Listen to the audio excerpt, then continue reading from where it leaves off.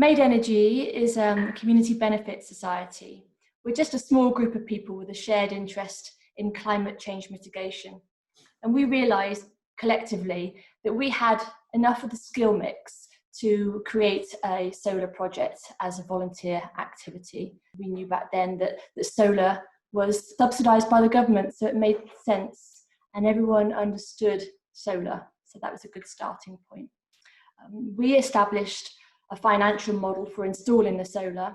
Then we secured a little bit of funding from our local authority to help set up the legal background and pay for a bit of financial modelling and that sort of thing. Running our first share offer was quite an incredible moment for us, because it showed us that even though we're just a group of volunteers with varying capability, we could make this project happen. And it was great. We've now got 7 sites.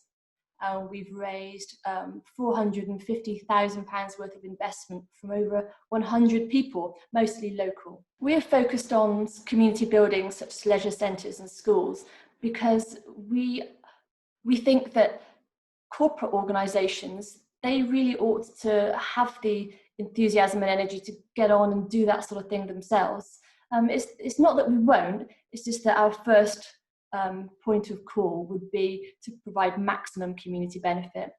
We provide savings through what we do, so we think that community organisations near us ought to be the ones that benefit.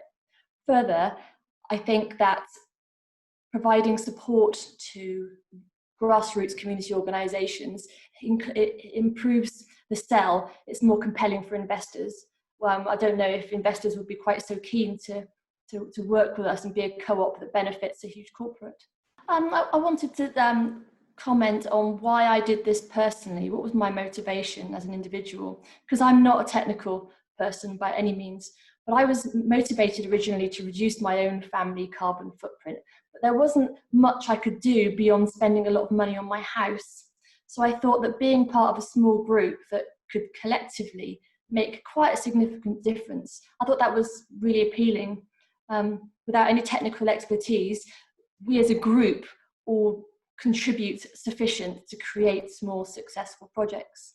If I think about what MaidEnergy has learnt, what our most important lessons have been that I could pass on to you, you need to involve committed experts to have projects with a greater chance of success. So if you've got an engineer in your group, or a solar installer, or someone who really understands financial modelling, that really helps. We've also learned that where we have multiple projects, and we have 7 of them, we need to lump our share offer return together, because that's more in line with the co-op ethics. It makes more sense, and it's much easier to communicate to people, especially new investors. Our most important learning was not to go scattergun approach in terms of electric vehicles or community solar or hydro, whatever inspires you, but try and repeat your successes over experimenting, because you need to build up a reputation as a very small group. If I think about the measures we use to determine the success of MaidEnergy, we really value looking at the rate of interest in shareholders.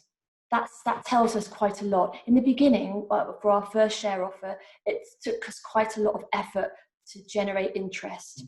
Now that we've got some successes, we find we hardly need to advertise. Investors are coming to us, they're queuing up in a very small measure, which tells us that people believe in what we do and that what we do is appealing to them. I'd also like to suggest what people might like to copy from the MaidEnergy project.